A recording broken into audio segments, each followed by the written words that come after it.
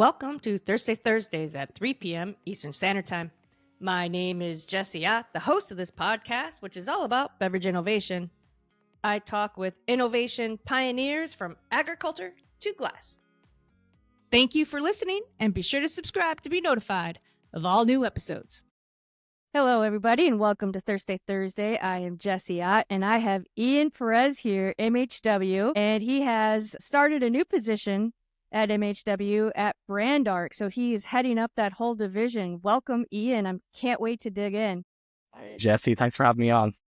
Yeah, no, I was so excited. You're like a celebrity to me. I don't know why. I was just so pumped about having you on the podcast. It was funny because we had one outreach from a pretty big client of MHW's had reached out and had said, like, I'd like to get connected with Ian, and definitely went straight to my head where like, oh, people want to talk to me now versus me trying to get a hold of folks too. So yeah, it is nice. But yeah, definitely won't go too far to my head. I'm firmly tethered to earth, but thank you. It's okay. You can let it. At least for this podcast, you can. So where are you calling from? So I am based in New York, in Brooklyn, but if you can guess from my accent, I'm actually from Ireland, and I've been living in New York kind of on and off with COVID for 5 years, but officially full-time since 2022. Okay, what brought you to the U.S.? So I was doing a master's program in Ireland with UCD Smurfit, a pretty prominent business school, and it was in conjunction with Board BIA, which is the Irish Food Board. And what they do is they're responsible for exports of Irish food and beverage all across the world.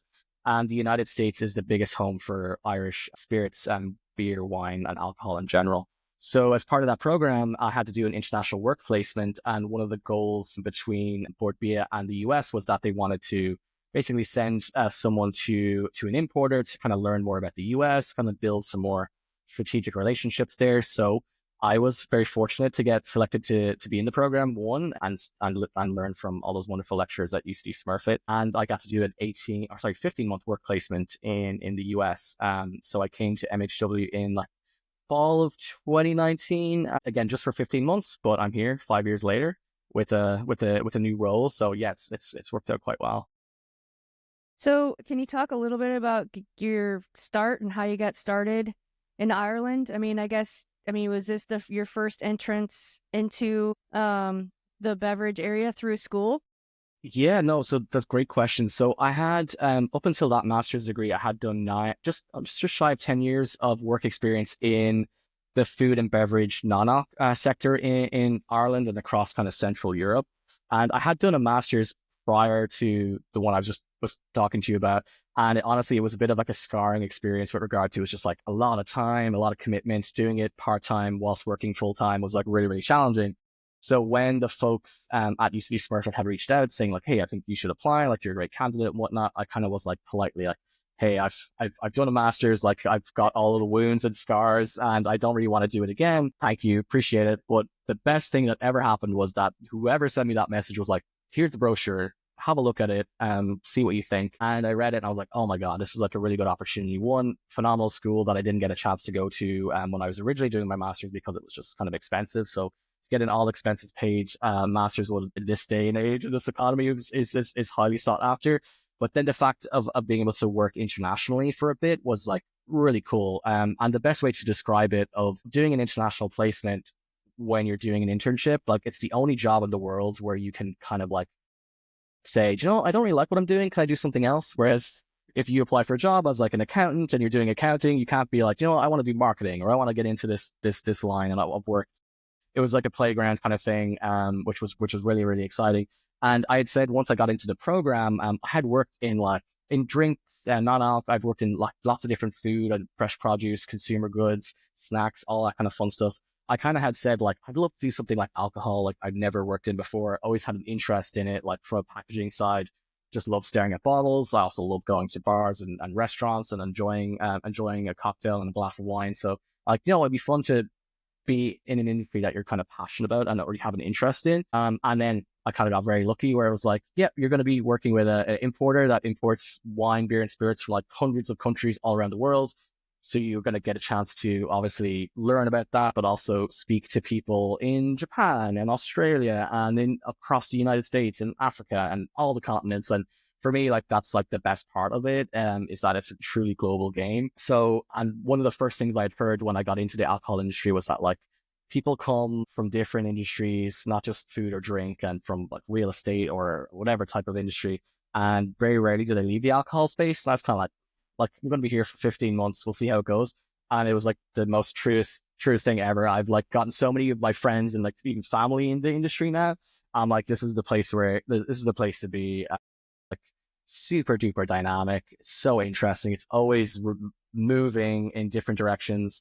There's always also like headaches and challenges that you kind of are faced with pretty consistently. But again, I was kind of thinking of that as a positive, as like any challenge creates like an opportunity to like not just overcome it, but make something new, which I love, and it allows me to utilize like kind of my creative aspects. And again, this is like the perfect role for me.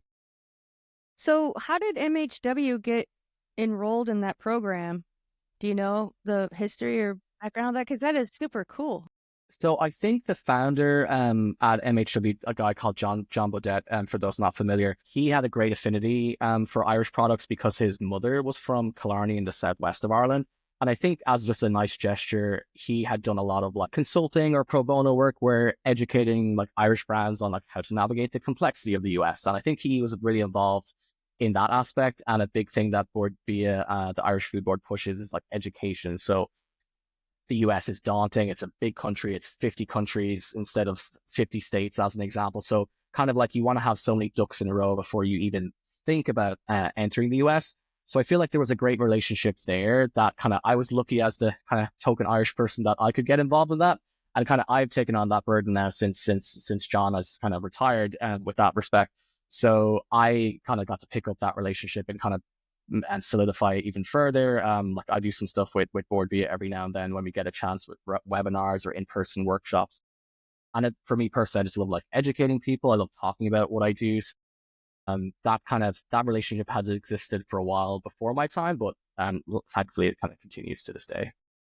Oh, that's great. So, are there other people that end up here from Ireland I'm in the hoping same way so. you did? I would love to, maybe when the Brand Arc program gets bigger, if we can start taking on internships, I'd love to find some more alumni and folks from Ireland, because honestly, in this industry, it's kind of like when I first came here, I kind of like was like, I don't want to be a stereotype, but actually it works out quite well. A lot of people like have a great affinity for Irish people. They love listening to us no matter what we want to talk about. So it actually has somehow lended itself well to the role and kind of how I build relationships with current clients and people in the industry too. So I would definitely be well into getting some more folks to come over too, because again, there's so many great jobs, so many different roles to Yeah. come across too. So I definitely feel like there's loads of opportunities. Nice. I don't think you mentioned it. What part of Ireland are you from? I am from the East Coast, a place called Laytown. So kind of nice that that's getting it put out onto a podcast. It's a very, very small town on the East Coast of Ireland. It's about 25 minutes north of Dublin, but it's like beautiful coastline. Okay. It's All right. close to Dundalk, where that's a very prominent whiskey making area in Ireland. Like a lot of Great Northern distilleries there, and they produce and they bottle for a number of like pretty big Irish brands that are exported into the US too. So it's kind of like nice that I went to college there and know a bunch of people, and kind of then came into that industry kind of later in my career too. So it's a nice part of the world whenever the sun does shine. Yeah, it's pretty beautiful. I haven't been, but obviously I've seen pictures. Well, definitely for anyone in the industry has to take a pilgrimage at some point to Yeah. St. James's Gate, see how Guinness is made, or go through all the wonderful like, old distilleries that have been around for hundreds and hundreds of years, but also the newer distilleries that have been popping up kind of at record pace since like the early Yeah. 2000s. So there's a lot of really cool like startup micro distilleries and bigger distilleries kind of all across the island. Because it's so small, you can really see a lot of it in a relatively short space of time too. Yeah, that's really cool. Yeah, one day I'll get there for sure. It's on the bucket list. No, for sure. And again, happy to give any recommendations. Okay. Yeah, that'd be great. My wife is she's gonna get mad at me, but she's turning 50 this year and she wanted to go to Scotland. Well, they're super So, close. You could do both trips yeah, pretty they're easily. That'll be super close. amazing. Yeah, that would be pretty amazing. But she wanted to go like in April or something. And I'm like, can we please go in the summertime? Because it's really cold up there. Even in the summertime, you got to be careful. You can still, I would recommend bring your sunglasses, your shorts, sun cream, coat, scarf, the lot. Yeah. You might just need it all. Yeah, we went to Scotland for work, and it was in September, and I just it was so damp and cold. My shins hurt so bad, and I just couldn't believe people were golfing. I just couldn't believe it. I'm like, that's crazy. It's the Scottish I'd and never Irish make for it. you. It's pretty impressive. Yeah, I would imagine they look fairly similar to No, some they're degree. pretty very, very similar. It's kind of like everything is pretty much gray the majority of the time. But the big difference is compared to here though, is like I'm in New York, so it doesn't get like super duper cold. It definitely is colder here in the wintertime and a lot hotter in the summers too. But here you get like really crazy torrential rain, where Ireland is kind of just continuous, like light kind of spitting Yeah, rain too. So it's not too bad. But no, if you're lucky to go in the summertime and you get like a really nice day, I think it's one of the nicest places you can be on a summer's day, especially on the West Coast, that beautiful coastline. yeah, I bet. I bet. Yeah. So, do you get back to visit? I try and go back at least once a year. Unfortunately, with work, I travel a reasonable amount to like Germany and France for trade events. So I usually try and get like a local flight there, or try and catch it on my way, because usually flights to Ireland from the US are more cost effective than Central Europe or mainland Europe. So I try to go there, visit family, and then get like a small, like hour long flight from there to Europe. And it's always funny when I meet like my US colleagues there, like they're always like super tired and jet lagged, and I'm like, I've arrived that morning because I'd gone a few days prior. So it actually is a nice like kind of life hack to fly somewhere beforehand, because doing a transatlantic flight and then doing like a trade show from like 9 till 6, it, as I Yeah. tried to explain it to my friends who are not in the industry, it's like on paper it sounds great, like there's wine and spirits and to your heart's content, and it's open, not open to the general public, so it's kind of very much like business. It's not, there's no consumers there. But again, by like noon, if you don't pace yourself or are not doing it correctly, it can become a nightmare quickly. So especially when there's like newer people to the team going for the first time, there is like a prep session of like how you conduct yourself when going to a beverage alcohol trade show, because Yeah.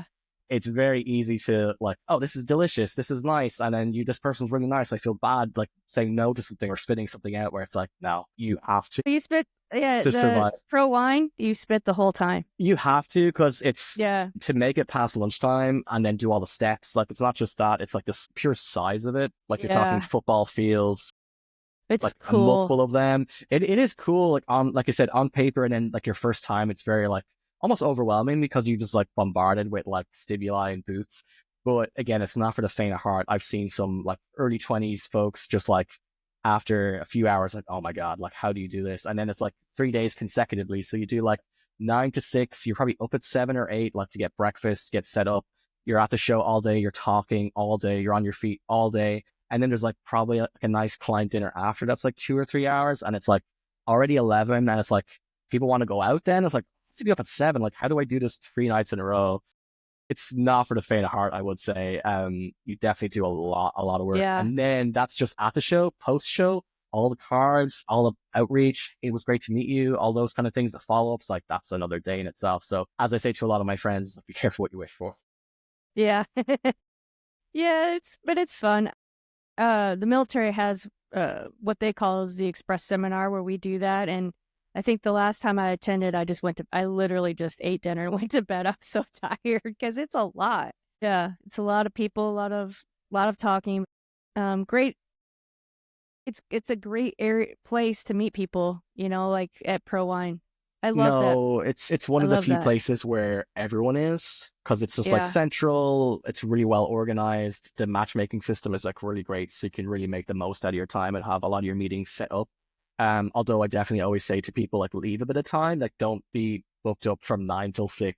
It's Yeah. great to have a bit of downtime where you can actually wander around and just like meet people organically and just, oh, come across like a really cool pack and you want to just ask some questions about it. Like sometimes the best meetings are the ones that aren't scheduled and you just kind of happen to fall upon too. But no, it's a great, Proline especially is a great show because it's one of the few ones that I feel like everyone who's in the industry meets there from all four corners of the globe. Yeah. We were gonna go this year, but we'll probably go next year. Maybe a live podcast there could go really well. I think people have tried to do that before. I don't, because it gets quite noisy, but Yeah. that would be a great one That would if be we a could great one. finagle that. Yeah. Yeah, maybe I can fly over and use the podcast as media and just go and check it out and film. It'd be so fun. No, for sure. Yeah, I'm gonna try and get out to some events this year with that in mind. Yeah, So we'll see. I gotta we practice. no, well, definitely. We just got back from Wine Paris. I didn't attend, but a lot of the team were there. They're going to also be at Provine in March. My first brand art trade show, which I'm like really excited about, is next month at the ACSA, the American Craft Spirits Association in Tucson, Arizona. It's MHW. What another great aspect is like there's a lot of traveling involved, which is great if you're that way inclined across the US and across Europe too, which is really exciting. Yeah. Well, it gets you to learn more about the U.S., and see more people. A lot of people don't get the opportunity to travel. So, to be able to get out there and check out different cities around the country is pretty cool. And in Europe too. It's pretty awesome. So you did 15 months of an internship, you called it. So what kind of things did you do in those 15 months? So when I first started, I kind of got involved in a lot of kind of smaller projects. Like I did some stuff with the craft beverage modernization tax reform act. So I kind of helped the team with all those CBMA credits, that tax saving for a lot of our brands that we import. I got involved in a lot of kind of operational inventory, warehousing type kind of smaller projects, which I really enjoyed. But again, I was kind of always looking for like, ooh, what's going to be the thing that like I really want, like I had alluded to earlier in the podcast where I talked about like you could kind of get involved with various different like business units within the company. And then I really kind of fell in love with the sales and marketing side because I hadn't really done dedicated sales prior. So I kind of showed an interest there where I could talk to like some clients, educate them on the United States, educate them on how we as a company operate and differentiate ourselves between different importers. But when I went back home for the winter break and I came back to the US in January and I was like super excited because I got an opportunity to work with pretty much the largest brand agency in the world to help them create a new product from scratch, which is something MHW hadn't done before. So it was something that I could use like my direct experience and really kind of show my value because I felt like I was jumping in on projects here and there and kind of bringing some of my skills and insights into those areas. But this was an area that I definitely had so much experience in that I was like really excited to work on. So we had an opportunity to work and build a new brand from scratch. So as an importer, you tend to work with finished products. They already exist. Their packaging exists. You just bring it in and help them sell it across the States or to whichever markets that you're selling into. Whereas we had a brief that was just like, we have all these barrels of whiskey that don't quite fit in with the current like lineup of products that are produced there. We want to make a new brand from scratch and we want it to be a bit different to what we're currently doing. And we don't have a name, we don't have packaging, we don't have anything. So this was just like an absolute test, like playground that I was like super excited to get involved in. So this company, their innovation pipeline and their timelines are quite slow as a large organization, like from getting an idea to having it approved, to getting a budget, to getting it approved, to getting R&D involved, packaging teams. It just can take like well over a year to 2 years, if not longer. They were just like, let's outsource the entire thing. Let's see how it works. And if it, God forbid, is successful, we'll take it in-house. And if not, it's like, hey, we just lost a bit of money here. So we did our first project in about 12 weeks, which was crazy because again, when you have like a small team, you can be really agile, make decisions on the fly. So we went from having just liquid and no name to brand name, packaging, to us kind of putting it in the production line. So obviously they were like, oh, this is like really exciting. That was nice. That was really cool. Why don't we try it again and try it again and try it again? So by the time I was leaving, or by the time my internship was wrapping up, I kind of was on project 3 and I was like, ooh, I'm really enjoying this. Like, can I do this? And at that point it was like mid-COVID, like the later part of 2020. So I had gone back to Ireland and was working like fully remotely at that point. And because I built up trust, I had worked pretty well remotely. They were like, yeah, like we want you to stay. Let's get you like an Irish contract. Let's get you an accountant who can do your taxes. And I was like, oh my God, like this is great. Like I'm just a person, and like they could easily probably find people US based that could do this, but they were like, you know what, we really like what you're doing here. So that was really exciting. And then about another 6 months into then, we decided that like, okay, we need to start marketing this as a tool that we can sell to and help other clients or our future clients as well.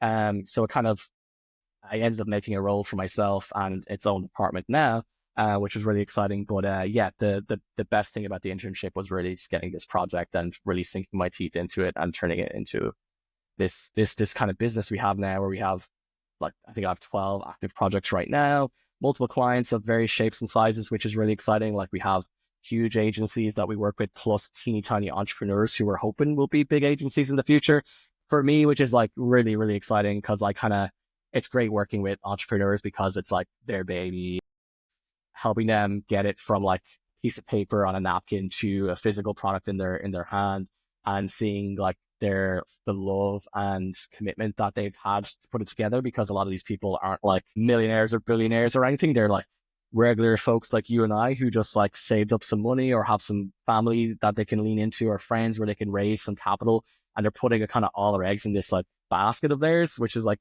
really admirable. And that's the kind of thing that I love. Like, I think of myself as like an authentic person. I kind of like to work with people who are like-minded. So when I'm interested in your product, I'll give you all of my time and attention, my blood, sweat, and tears to make it happen too. So that's like probably the best aspect of, as much as I like the big agencies, it is nice to work with like the independent, like really small, scrappy entrepreneurs. Yeah, I like that. Question. So can we go back just a little bit to how you ended up at this agency? So this agency is part of MHW, or became part of MHW? It essentially was like a service that we were providing for certain clients. And Okay. then it just became too big internally, where we like needed dedicated accounting, we needed dedicated like billing, we needed dedicated department. And the name we had at the time for the service was Concept Commercialization, which in theory was like the perfect name, because it's like taking ideas, getting them on shelf. But personally, it's really hard to say. And I definitely felt myself, even though I would say it 50, 60,000 times a day, I would still like stutter or stumble across like concept to commercialization. Kind of like recently, like we had a really good year last year, especially. And I was like, you know what, it would be great to like actually get a dedicated budget for this, a dedicated like marketing impetus, so that we can actually start like targeting folks. So then it kind of has become like a kind of division within MHW. Still very much part of MHW for sure.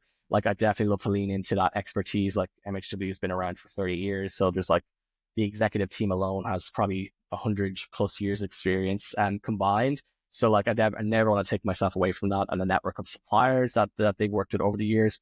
But this is kind of like a new way of thinking, a new service that like we can educate our existing staff to be educated on, because like they deal with different clients of all shapes and sizes, and they might be on calls or on emails with them, and they might have just a general gripe about the day, and it's like, oh, we can actually help with that. Like, whereas before it was like, so sorry to hear your bottles are like they have poor quality or they keep breaking, like, but now we can be like, okay, we can actually help solve that problem. So we can do a custom bottle for you, or we can find alternative suppliers, be it in stateside, or if you're worried about tariffs in China, we can have them, like you said, stateside or made in Europe. Or you feel like you want like kind of customized packaging, or maybe a better continuity of supply with regard to liquid, like we can assist with that kind of stuff now. Whereas previously it was probably like, I'm so sorry, that must suck, but let's continue on our day-to-day service of what we do. So yeah, it's more of like an extension of the division within MHW as well. And so if I had a brand, an idea or a brand, I would come to you and we'd just start brainstorming ideas on the market, what's selling, what's not, I guess, and kind of figure out what category we wanted to play in. And then you'd help design and source and create all the ingredients and all the things. For sure, that's exactly how it works. And it separates into like two buckets. So there's one where it's very much like data driven, as in, okay, I see a gap. I think this product is going to be the next big thing. I feel like certain products are like kind of tailing off a little bit, like something like maybe a tequila or like malt-based RTDs. And it's like, okay, what's the new thing? And then again, based on trends, based on what's happening in pop culture, someone might see an opportunity to create a perfect product for the perfect time for the perfect person. So that's like kind of one avenue. And then we would help to facilitate all that. So we would help with firstly liquid sourcing that. So whether it's made in the US or made abroad, we would work on that. We would then help with brand name ideation if they don't have a dedicated name that they like. So we'd come up with a bunch of different names, different design directions. And then we work with a third-party graphics design agency in the UK called United Creatives, which we absolutely love.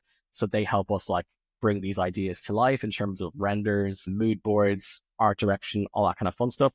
And then we essentially project manage it from start to finish to the first production. So we've created the graphics, we've sourced the packaging, we've come up with the liquid, we have someone who's going to put it into a bottle or a can, and we basically facilitate all that. We work on it for a number of months and we bring it all together. And then the brand owner has this beautiful brand that they've created. And then the other aspect is someone who just has a wonderful idea. It's not always tied into current events, timing, trends. It's just like, I just made this concoction. I made this cocktail in my kitchen, served it to a bunch of friends, and they just really loved it. And then I tried it with a bigger group and they loved it. I'm going to make this my thing. So we'll help that person build their brand from scratch. So let's, again, come up with a name.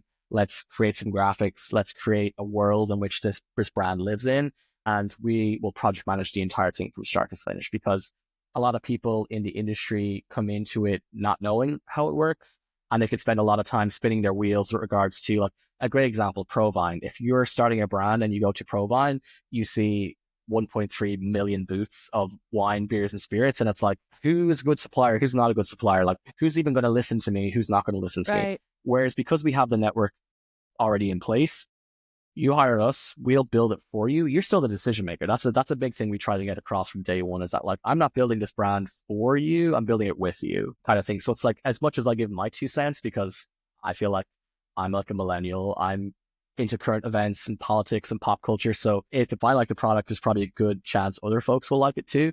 So I always offer like my own 2 cents as well. But at the end of the day, I'm building something that you really, really want, and you want it to become real. And then, yeah, we manage it from start to finish. And then once the first production is done, we kind of like separate, we go our separate ways and hopefully come back for another project. Or the goal is that they will work with MHW's like dedicated services. So if they need importation, they need domestic, out of state shippers, they can come in and become a full circle client, which is really exciting, because I feel like a lot of clients, they love working with us. So the fact that we do more services, the less people and less touch points they have to have, which can help. Because again, to my point about going to Provine, you're going to find like your bottle supplier, you're going to find your cap supplier, you're going to find your liquid supplier. There's probably a design agency there, cork suppliers, secondary packaging suppliers.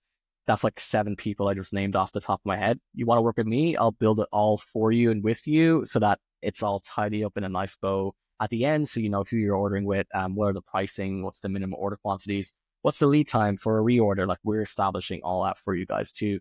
And most importantly, making sure we're doing it compliantly, so that we're using like approved vendors, that there's continuity of supply there, that it's not just like the cheapest product to get out there. We want to do it like right and by the book too. So that was probably the biggest learning for me, is coming into this into MHW, not from a beverage alcohol standpoint, as like, I know how to build a brand, but I need to learn how to do it here, because I don't know what the key milestones are. I don't know what the key federal legislation is and the state legislation. So that was my biggest learning curve in the beginning, was like, okay, for me to get a design, I need to have it approved by the federal government first. So it was kind of like learning all those mandatories, learning about the verbiage and that kind of fun stuff. So that was a big part of like my learning piece too. But yeah, essentially, if you're starting a brand from scratch, or you're part of a larger agency, you want to outsource some of the brand development and project management, like, there's no client who's too big or too small for us. Because a lot of people, start this process or have a brand and they have no idea the financial needs it takes to build a brand. Do you have a range that people kind of need to be aware of, that they need to have before they go into something like this? No, for sure. That's part of hopefully our value add, is that we do free consultations all the time. So the first 2, 3, even more calls we have is kind of outlining kind of my first question is usually like, where do you want to be on shelf? Because a lot of brand owners sometimes don't even answer that question, because they want to just create a brand and they want to sell it. But it's like, the shelf is only so big, my friend. So it's like, whose spot are you trying to take off, whether it's like a bigger brand or smaller brand, whatever the case may be. So that's kind of how I start. And I say, that brand, you're not trying to necessarily emulate, but you kind of, I see that as a benchmark of like how I would like to kind of conduct my business. So I work backwards from there and say, okay, so if you want this like $100 bottle, your juice is probably going to be X, your marketing is probably going to be Y, graphic design is probably going to be this. I know what our fee is. And basically I help them with their first initial budget. I might even help with their first initial business plan, because I might not work with a client for 6 months because they're fundraising. So again, I'm not going to be like someone reaches out to us and says, hey, like I'd love to learn about this. And my first question is not how much money do you have? It's like, what are you trying to do? And then let's see what you need for in terms of those resources. So I would say like utilizing us, a good graphics designer, like you probably want to spend 20 to 50,000 on the initial like building the brand.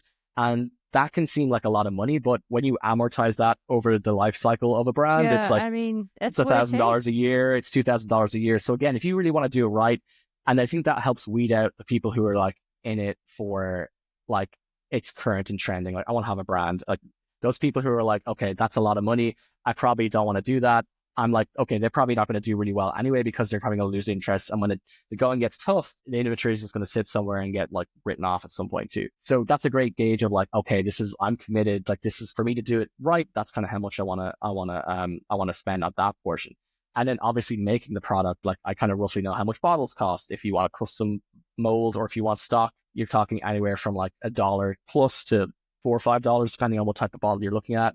I know how much labels cost depending on, again, how many colors, textures, recycled paper, non-recycled, screen digital printing versus hand-pressed products, you name it. And then from there, I kind of help them saying like, okay, your first order is going to cost you like $50,000 as well. So you're talking about 100K potentially. But then also I spent a lot of time in procurement and supply chain. So every misspent dollar and cent keeps me up at night. So I love doing it as scrappy as I can. Like I work with some clients who like are flush with cash. That's great. I'm like, congratulations to you. But I'm still going to build this as if it's my own. And I'm not going to get you to spend money that I wouldn't necessarily spend it myself. And again, you might decide to still do that, but I'm always going to give you like my thoughts. And I would say like, okay, this is definitely what you want to do. This is probably something that is like nice if you really want to, but not necessary, kind of thing too. So we've built brands from $20,000 to $30,000 upwards, all the way up to six figures, depending on, again, how complicated it is, what's the scope of services, how long are we going to be thinking on this? Is there like any R&D we're doing as well? But again, the key is I want to figure out who you're trying to like either emulate or take off the shelf and work backwards from there to say, okay, for you to make a similar type product, this is how much it's going to cost you. And we do that right out the gate. And then again, hopefully they come back and say, Joe, we want to work with you because, like I said, you've given us loads of information for free. And like I said, hopefully it's a good starting point. So we're at 100 grand without selling a single bottle. Potentially, depending on, again, if you're looking at a premium product. Yeah. But what's great about our network is that we have suppliers of all shapes and sizes. So we could do an MOQ of 50 cases. You'd probably spend more per unit than you would for like a larger production run. But hey, if you want to spend 10,000 and just as a test and make no money off it, great, because data is key. Also, brands, the big thing I probably like, they see all these numbers like of maybe sales and exits, and they see all these like huge settlements. Like, being realistic, like making money in your first year is really hard. Like, once the down payment on all those products, and then two, like hiring a person or doing it yourself part-time or giving yourself a salary is like, it's a lot. And there's a lot of expenses in just like conducting business, like just going out into New York City and selling. Like you're gonna buy so many coffees, you're gonna have lunch, to do it well, you're gonna have to buy a lot of drinks at bars and restaurants and hotels just to get to know the people so that you can build a rapport. Because going in a store and walking out with a sale, like that doesn't happen anymore. I think that type of like salesperson with this great pitch, like leaving with like a couple of cases of orders, like that's not kind of how it really works or how I've seen it work. It's very much like you go in and you ask loads of questions and you learn loads about this business and you try and build a connection with this person before you start talking about like what you're selling.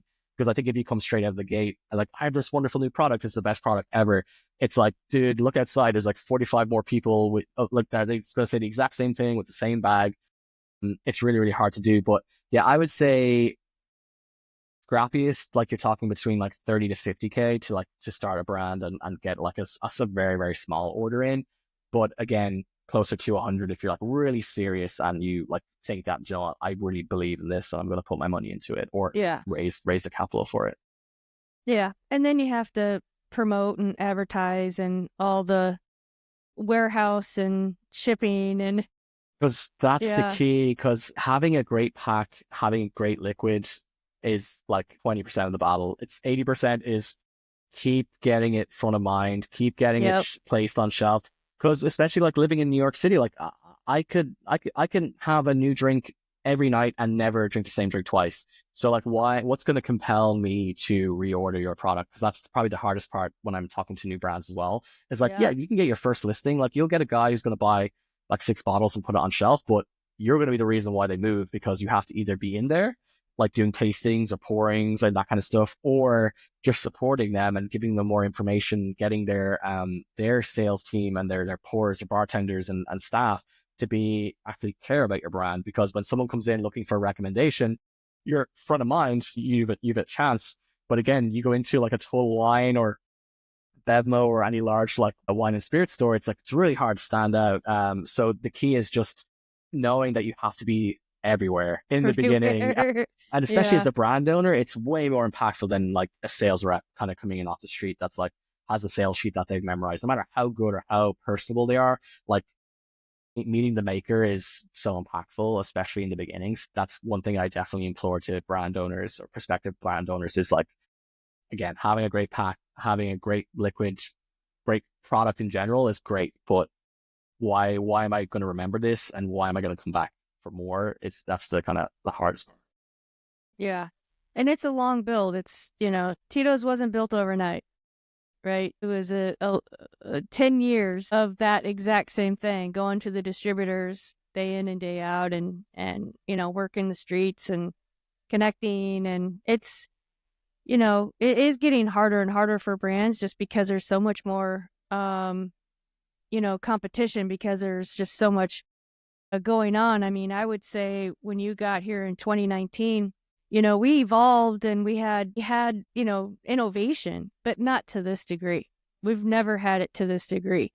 And especially with the non-alcoholics that have really taken a huge interest in around the world, but in particular here, I know Athletic Brewing really kind of cut their teeth on it and really kind of helped formulate that, wow, this is a thing, this is and it's good.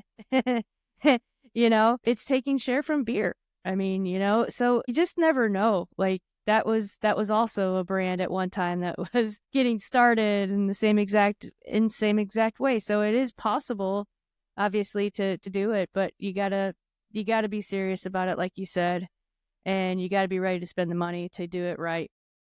I think the last part is just being open to change and having a business plan that's flexible is like super, super important. Because if you just like are rigid and you're just sticking to it, like, yeah, I appreciate the stubbornness. You could come out the other side fine, but being able to pivot, being able to maneuver on the fly is really, really, really important because like I said, there's so many things. Something could come out of politics like tomorrow night and the whole world changes. So just being able to be reactive and being able to, like I said, have connections and build a network and be willing to work with people is really, really, really important because at the end of the day, if you stay where you are, even if you have some success, like you're going to get overtaken at some point. Like there's so many billion-dollar businesses that have like gone because industries have changed and moved on and new products. And so sometimes embracing, like I kind of had said earlier, like embracing challenges is really, really important because it leads to more innovation. So people complaining about like THC and kind of weed like products. It's like let's learn and let's like work together and try and figure out something in terms of how we do this kind of stuff too. Because honestly, like non-alcoholic products, when you touched on that, like I definitely was like a non-believer in the beginning. Like what's the point? Like have a Coke Zero or whatever the case may be. But actually now, like the products are so good and so like it's just such a nice, like it's not like talking about like chastising people who drink alcohol. It's just having an alternative, which is just a really, really nice it's really, really nice to have, and having options is always great. And we're working on a non-alcoholic gin right now, and it's really kind of opened my eyes to that space because definitely I would have been someone who would have consumed non-alc beer pretty consistently because like I'm a designated driver for a lot of the time, so I love having like a Guinness Zero to plug something when I'm out. But just being able to get like a really good cocktail that's not just like syrup and juices is like really, really, really Yeah. compelling. And probably the most funnest part working on this non-alcoholic gin is that like a lot of the gin competitors like non-alc gin are not like really ginny at all. It's kind of like gin adjacent if that's a term, or it's kind of like Yeah. an alternative. Whereas like we're really trying to make a gin that like is everything but alcohol. So getting the burn, getting the bitterness, getting all that kind of stuff that you associate with gin has been really hard because like I did a dealcoholized wine tasting recently, and it's just like it just tastes like juice because they just removed the alcohol from it. Whereas like we can really make something really interesting, which we're trying to do. But I love that the fact that they're really trying to push like it has to be like gin so that people still get the enjoyment of it, the crispness, the tart, Yeah. bitter, the piece too, versus just making something that's like really easy to drink. And also kind of I learned also about like making this type of product equally, if not slightly more expensive than making alcoholic gin, because like you're making gin and then you're removing the alcohol, so there's an extra step. So I have a better appreciation of like cocktails on the menu that like are now only so many dollars cheaper than an alcoholic cocktail, because usually I would have balked and be like, why am I paying like $10 for a non-alcoholic Yep. cocktail when I can pay $6 for a Coke, or maybe it's even more expensive now. But now that you can actually have really good options and have a good time tasting it, like it's like I said, we need to move with those trends versus trying to fight them and fight them and fight them, because you're just going to get left behind. Yeah, I agree. Well, I think that once these non-alcoholic products get more volume behind them, I think that the price will come down. But for now, it's not cheap. They're not cheap, and that's okay. I mean, you know, obviously, it's not stopping consumers from buying it, so it's all good. But yeah, that de-alcoholization sounds really tricky. Yeah, no, it was interesting, and it was a good seminar that I was at in Amsterdam at the World Bulk Wine Show in November of last year. I just found it just again, I'm a type of person that just wants to learn more. I'm never kind of satisfied with what I know. Like I love coming across something new. I'm not that type of person that's just like, oh, like I need to know what I need to know. Like I love that because that just helps fuel me with ideas, so that when new brands come across come through the inbox, it's like, oh, actually, like I know something about this. I can add some value there, and kind of, did you see this kind of thing? And like we can open up the idea even wider, which is really, really nice too. So, but yeah, Yeah, dealcoholized wine is challenging because shipping it is different too. Shelf life, there's loads of things that are at play, so it's not just a matter of yeah, cost. yeah. That makes sense. Well, that is super, super interesting, Ian. Is there anything else that we haven't talked about with brand art that you want to mention?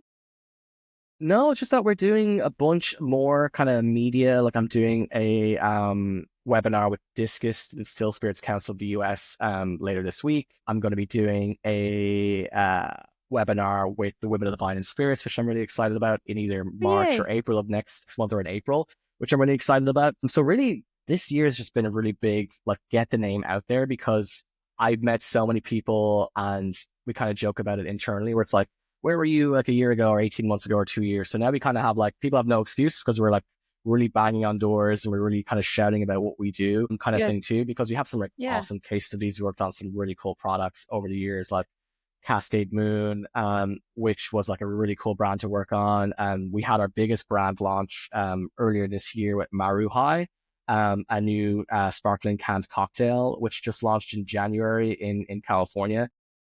Just to even talk to that for a second, probably the most interesting aspect of that project, aside from it being wonderful, it was the biggest project in terms of volume. Normally, working with an entrepreneur, you're scrapping for like low minimum order quantities. Like we do like 200 cases, and it's still like a lot of money. Our first production was 30,000 cases, and we've done 60,000 cases since January. So it's kind of a new headache with regard to like just the sheer volume of it, which was really exciting. So wow. it was a lot They of must fun. have pre-sold themselves. So I honestly don't know how they did it. I wasn't really involved in the marketing strategy. My role was more so on the supply chain aspect. So we were sourcing ingredients from Asia, from Europe, and a lot of domestic components too. There's about 20 odd ingredients per, which for me, compared to like say a whiskey where it's just like liquid, front label, back label, bottle, closure, it's like a lot more straightforward. But managing all these components has been like a big challenge, especially as they're all coming from different parts of the world. They're also being Yeah, stored in different warehouses across the US, and then they all have to get to one final place in the Midwest. So like that's been a big challenge too. So yeah, it's really just the goal of this year is to show everyone like, hey, what we're doing. We're kind of like been underground for a while. which has been good because like we've been able to kind of perfect what we're doing. We've made mistakes where like we can learn from them in a smaller environment, and we've like loads of learnings, which has been really, really great. But now that we've gone through all that, we have like the really good foundation, and we can just plug in new clients at will, which we're really excited about. So yeah, Yeah, it's that's really just great. getting more That's and more fantastic. projects, bringing more people on. Like we hired a new team member in the summer of last year, who's been a great addition to the team, and we have kind of more dedicated sales support with regard to like new business as well. So yeah, we're kind of watch this space. We're growing at pace, which is really exciting. I would love to do that job. That would be so fun. I'm very fortunate because I also think it's a lot of fun, and I feel like a lot of people have careers and jobs that like, yeah, they pay the bills and they do that and they satisfy them in other ways. But I'm like, I sometimes just like knock on wood all the time. And yeah, it's like I said, it's just such a dynamic industry. I've gotten so many people into the beverage alcohol space now, just not just on our team or in our company kind of thing. That's just, I really enjoy the people. Yeah. Definitely in different industries, there are like specific like characters that you just kind of keep coming across all the time. Honestly, in the beverage alcohol space, it is very much like a uh um like Forrest Gump, like life's like a box of chocolates. It's just so weird and wonderful. Like I just come across the most randomest, interesting people. Like we just signed a Major League Baseball player. So I'm a sports guy. You can't see, but I've loads of like sports posters and stuff all around the office. So that's like super exciting. And then just meeting people who are like uber successful in different fields. I've met a guy who like dominated real estate. So just getting to meet, like you said, just meeting new people all the time that are not necessarily just, they're in the industry now, but have lived a life over many years. Like I was talking with a potential client earlier today that was friends with Bruce Springsteen when they're in college. For me, I just love that kind of stuff. Whereas in my previous roles, like you just don't get that exposure to these types of people Yeah. who are coming into the industry too. So that, yeah, I definitely feel like I have to pinch myself sometimes because like we have some projects like that are just like, this just makes no sense. And like, is this a real project kind of thing? This is too good to be true. And it's like, no, this is it. So yeah, just more of that, please. But we do also have, I will say to folks, there's a lot of stress involved too, because when you're managing projects, you have deadlines and you have to hit them. And I take them all like very personally, even if there's a polar vortex and my container gets stuck in the ice in the Arctic Circle, like I'm still bummed because I wanted to go as smooth as possible all the way through. So I'm constantly kind of always like checking my phone throughout the day to be like, hey, there's so many like plates spinning and balls juggling, and Yep. it's just making sure all of the things kind of come together. That's why it's great having another person to help kind of coordinate all this madness because there's a There's a lot of moving lot. parts. But yeah, I'm very fortunate. Is a really great job, and it's a testament goes to MHW because like I said, they just saw something that was like was working really well, and they just gave me all the tools and resources that I needed to make it happen. And that's probably like one of the best parts of my role, where it's like if I ask for something and can justify it, more often than not, it's like, yeah, that makes sense. I don't have to kind of really fight for absolutely everything, and my life is not too difficult that way. Well, that is great. That's great support and good network. Good network of people. They obviously see your vision for brand arc and what it's capable of because you've proven it time and time again. So it's pretty exciting. I'm super pumped for you, Ian. I can't wait to continue to watch your success. No, I appreciate It's it. Hopefully we awesome. can check back in at some point and kind of do I'd an love that. update. Definitely put on your Yeah. calendar. We'd love to. Okay, let's do it. Well, let's shift over to you for a second. I have some questions for you personally. Do you have any mentors that you'd like to mention that have helped you throughout your career? Yeah, there's a lot like recently. I'd say like my old boss before I came to the US, a guy called Connor Broderick, was super helpful because he brought characteristics out of me that I was scared to let out with regard to just like being strong. Like I definitely feel like I always want everyone to like be happy. I'm very much like that type of person who just like always like doesn't want conflict. But he was able to bring that side out of me without creating conflict all the time, but just being able to manage it and sense where it's going and how to like kind of capitalize on that. So like he taught me basically everything I know about like negotiating and asking questions and probing and getting prompts and kind of reading body language. So he was like a super big help for me in like kind of my earlier career because that was definitely something I shied away from, and like I would just pass it over to someone else. But like being strong and standing up for yourself, like seeing instances where you can kind of like I said capitalize on, I think he's been great. And honestly, pretty much every senior person at MHW has been like phenomenal with regard to like especially this space, because like even the guys in college, like they kind of utilized me as a bit of a like a flagship with regard to like, this is how good your program can go. Like Ian went into this company and made a job for himself and an entire department. Like that doesn't happen very often. Most often than not, like you just like get experience. They probably don't want to hire you at the end because they don't have the budget. So like that has been great. And everyone just at MHW, from like Chrissy Bodette, who was my initial manager when I started, so like Marianne Pisani, who's the chief revenue officer at MHW. The scariest part is that anytime I've had an idea, they're just like, yeah, let's do it. I'm like, are you sure? Because it's my idea. And like, there's no one like above me, like holding my hand kind of thing. Whereas like, they're very much like, hey, we trust you. Like you literally work remotely. You've kind of built this from the ground up. And the whole like executive team there is just like, it's funny because like, as an Irish person, like I always thought of like American, like the corporate America was very much like cutthroat, where like you had to work really, really hard, long, like crazy hours, and you had to really show yourself, prove yourself over again and again and again. Whereas like this has been not necessarily the opposite in terms of working hard. I definitely feel like I work really hard, but like you have an idea, someone likes it, like you get the credit for it kind of thing, and they just promote you, versus being like someone maybe more senior than you takes your idea to someone more senior than them. It's their idea, and then you don't get the credit until you're like in your 60s and you're finally.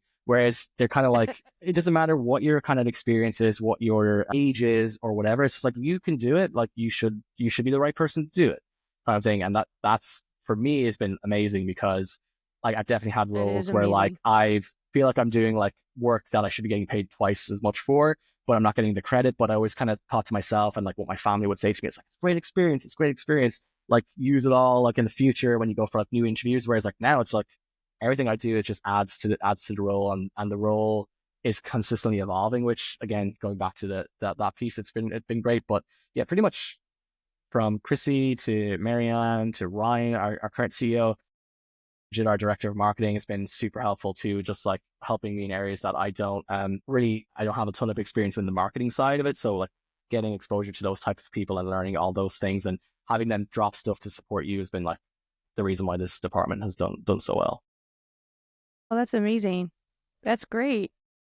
Great to have a good community, within your company to help all that come together. It takes a village, right? It does take all hands on deck.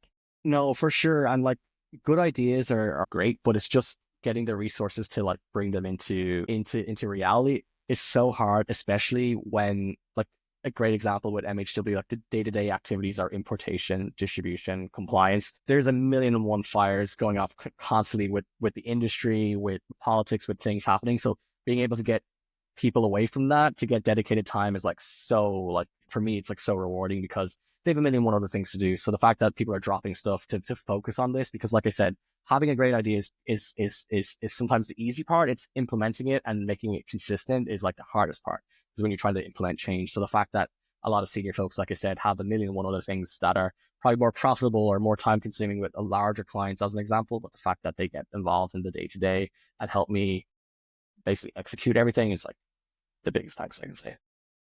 Yeah, that's awesome. What about resources? Do you have any resources that you recommend that to the audience that you've used in the past in So your we're career? lucky, like I said, we're lucky that we go to a lot of trade events. So like the Wine Yeah. Spirits Daily Summit, like some of our team go there and get some like wonderful insights. Like I said, I've worked with trade associations. So we work with like the likes of Board B, the Irish Food Board, Scottish Development International, the Italian Wine Agency too. So there's like lots of good data coming in that way. We travel to a lot of trade shows, as I'd mentioned previously too.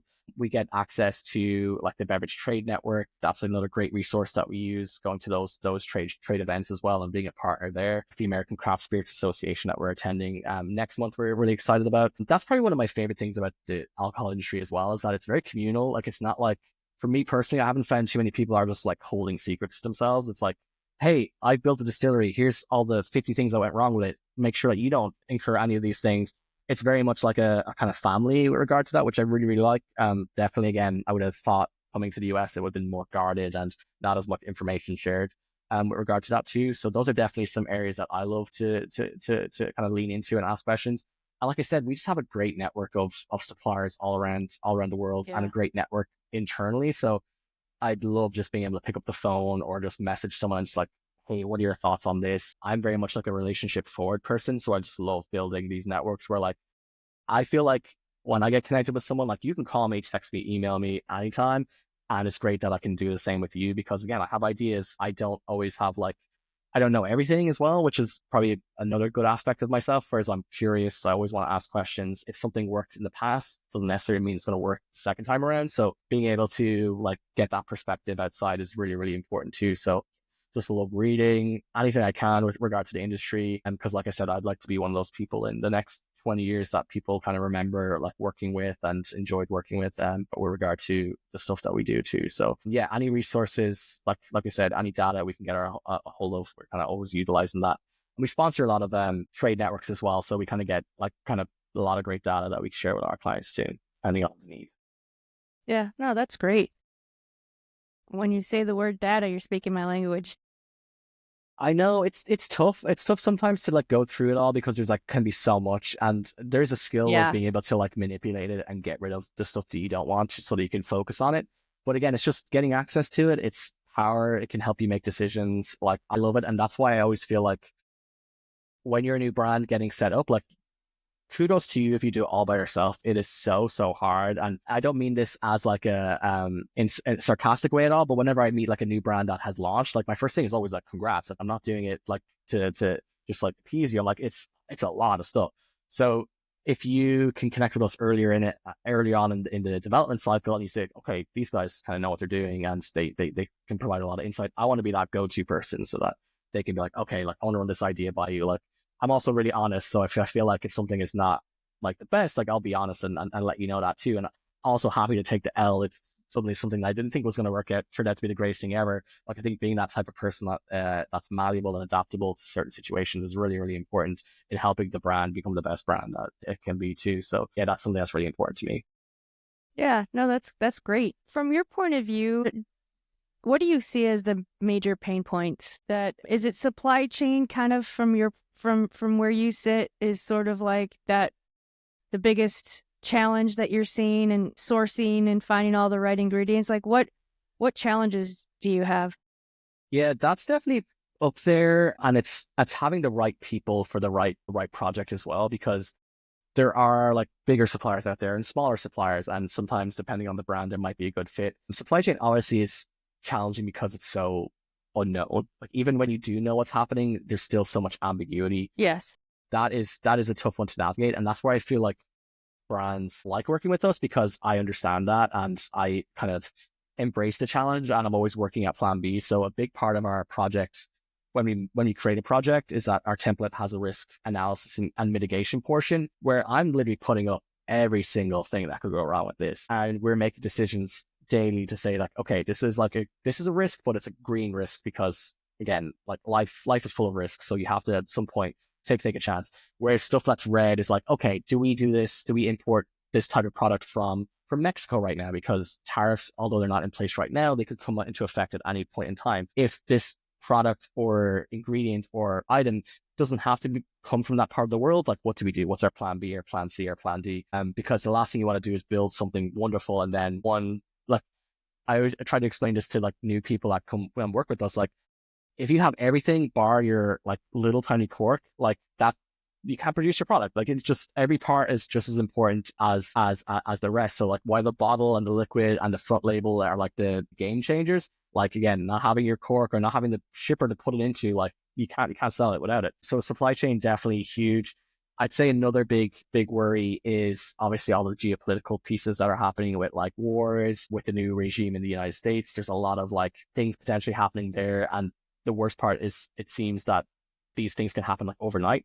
Whereas it's not like, oh, Mm-hmm. this thing is coming down the line in 6 months. It's like, oh, actually, now this whole industry has changed, and now we can't utilize these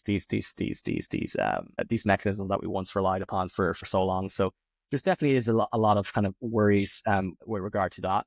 And then also just it's just finding the right people for the right project because when I talk to brand owners that have taken 2 years to get on shelf from their initial like I want to pursue this endeavor, it's just meeting the right people and like there's great suppliers out there that are just not a good fit for certain clients, depending on they might be too needy or not needy enough, or they're not asking the right questions, and then they get like thrown this type of curveball too. So those are kind of the key things that I try and get ahead of when I'm working with a new brand. But the key is that like I'm helping you along the entire way. So it's not just like, oh, there's a polar vortex, we're stuck now. It's like I'm saying there's a polar vortex, we're stuck, but here's what I would do as a plan B, plan C kind of thing. So having that, I think, is a really valuable resource to have, so that you're not alone in this and you have to make this big decision by yourself, or worse, just like you're so busy, then 6 months later down the line, and your investors are like, where's my product? Like, where's my return? Like, you've taken our money. We don't really have anything to show for it. So that's our big value add, is like, hey, if you're going to give someone X number of dollars, like we know that if we have their time and attention, we can build this thing really, really quickly. And then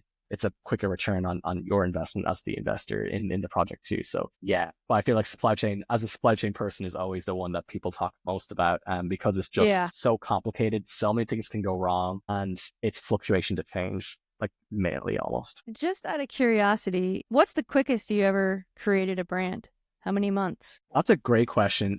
Well, I started working with a bourbon brand. So I think I spoke to them for the first time in January of last year, and we had pitched the services and we had chatted through that. And then I think it was like mid-February, they were ready to like sign. And then they told us that their launch date was Juneteenth. So February to June. So we had like June and a bit month window, to like, and also she had not a lot work done. So we had no brand name, we had no juice, we had no packaging, we had no nothing.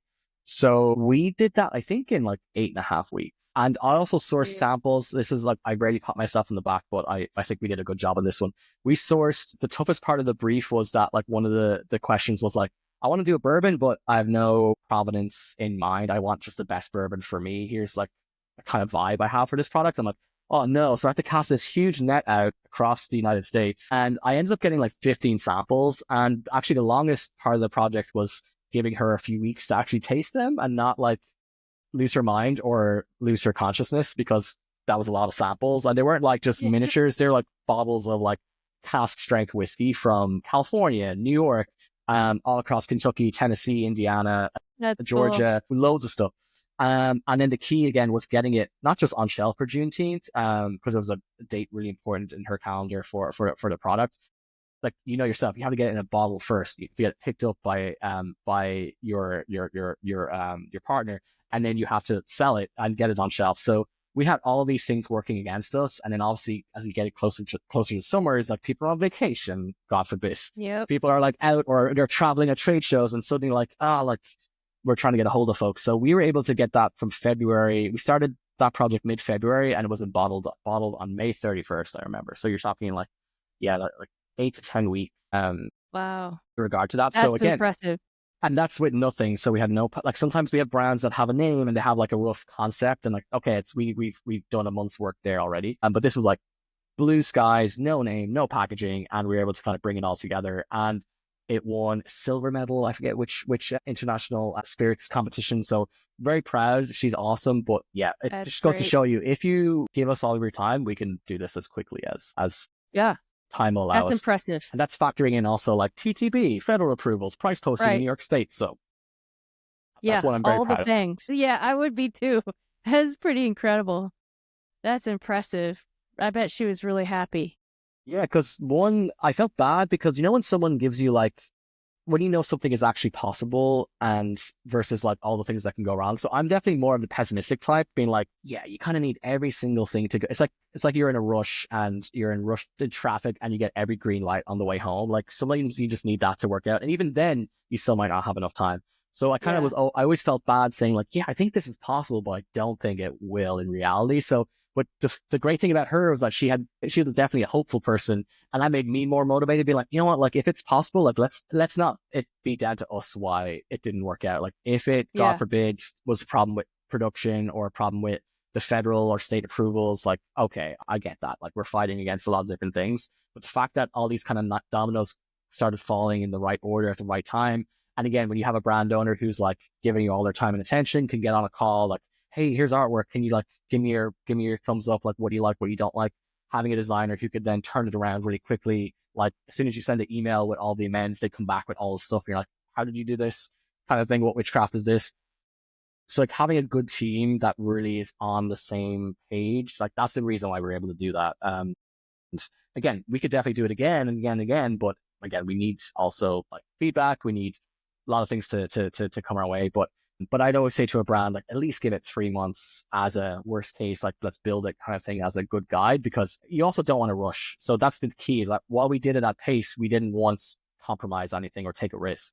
It was just like, these are the things we need to happen. These are the key milestones we need to hit for us to get this on shelf compliantly. So again, it's not like skipping steps and like cutting corners. It's still like planning that out, with hopefully some buffer time too. But I would say like in a perfect world, like where you can take some time off and we can take some time off, and we don't need an answer like that minute, like 3 months is a good example of like how long it would take for us to kind of start from scratch.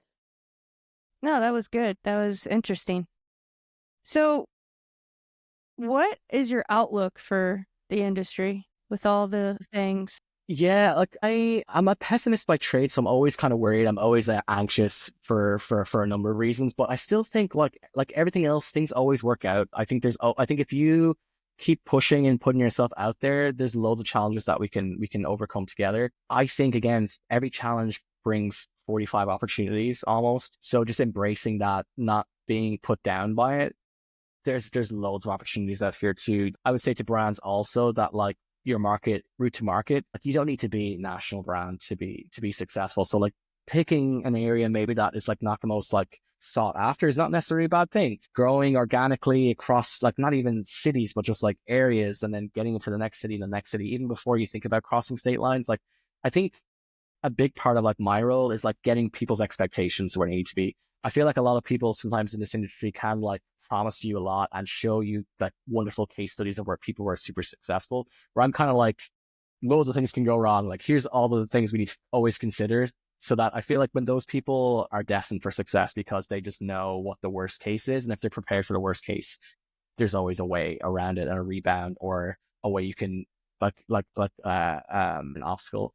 And like I said, there's a million trends out there. So it's like either jumping on them at the right time is really, really key. But I also say like trends are great, but I prefer doing it in an authentic way that's authentic to me, because I think people are smart and can see right through like consumerism sometimes. So when you have not only something that's trending, but also personal to you as a brand owner, I think that's like the optimal win there, because I think that's the key, is just connecting with consumers versus being like, oh, like you're a test subject, or you're just a piece of data that I think like you're gonna like this because of like, here's all the focus groups and case studies that I've paid for. Like I think doing something like really impactful, authentic for the right reasons is like probably why a lot more brands will be successful, versus just like, I think this product's perfect for you as a 25-year-old with a certain level of income. I think that's challenging in this modern day. So yeah, I'm definitely hopeful. I'm always pessimistic in a way, because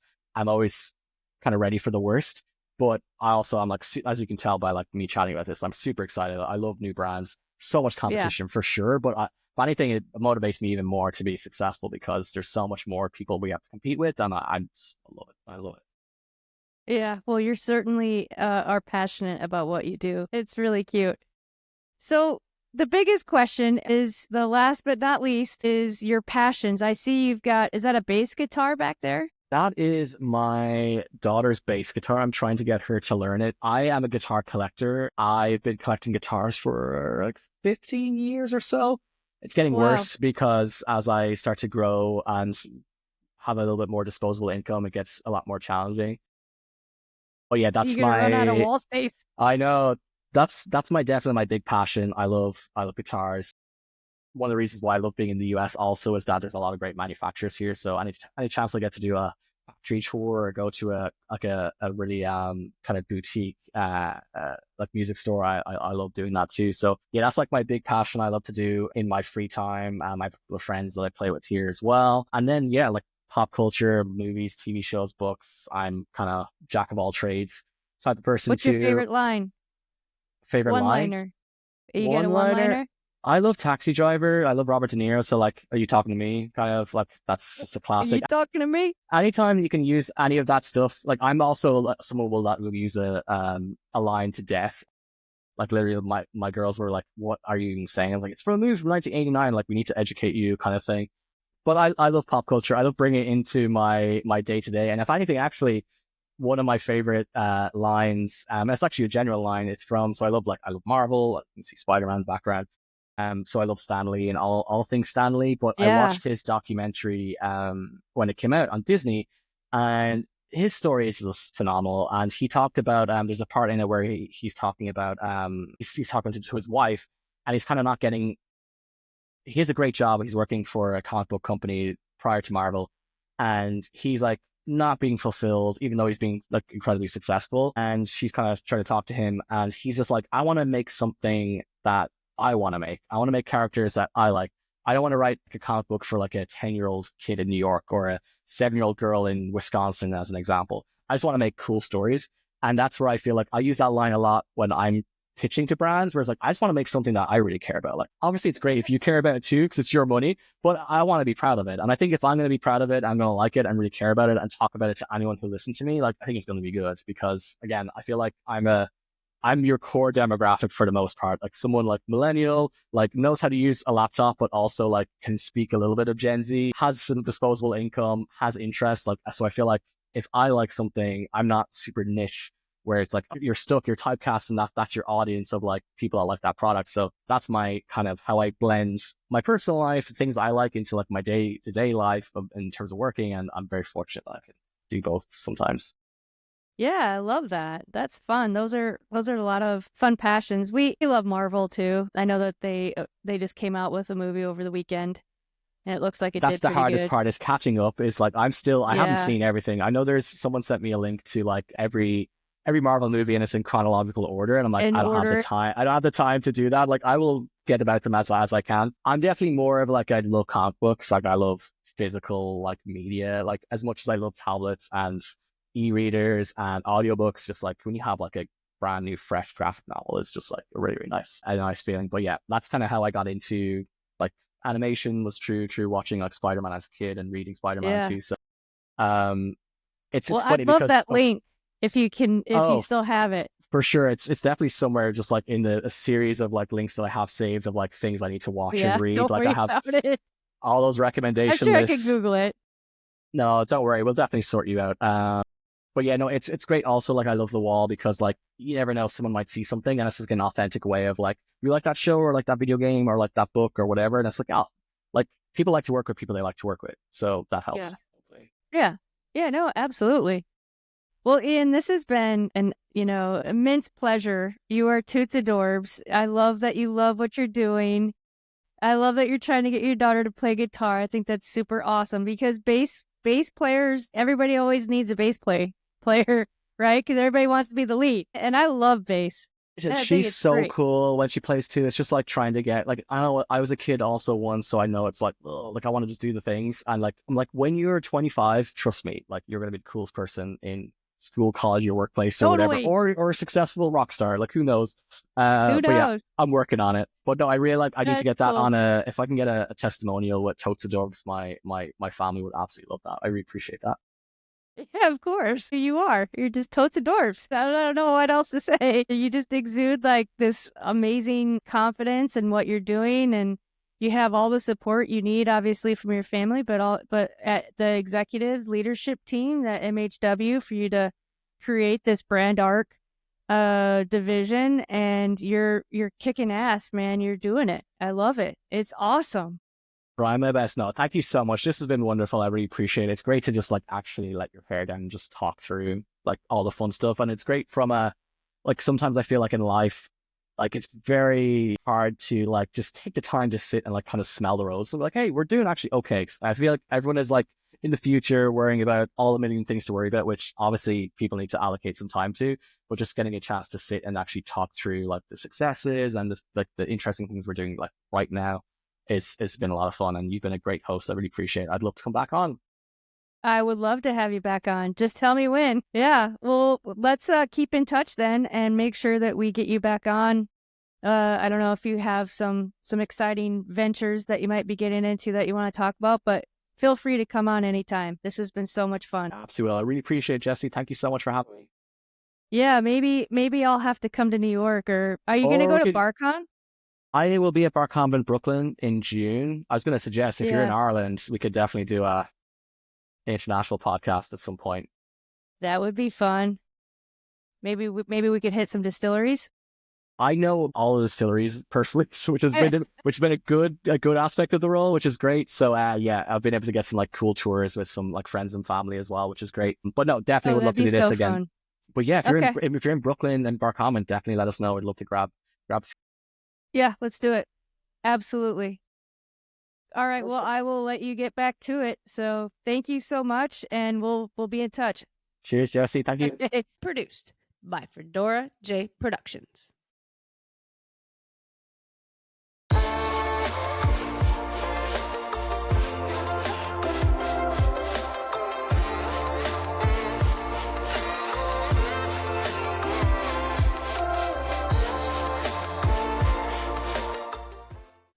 Tune in next Thursday and have a great week.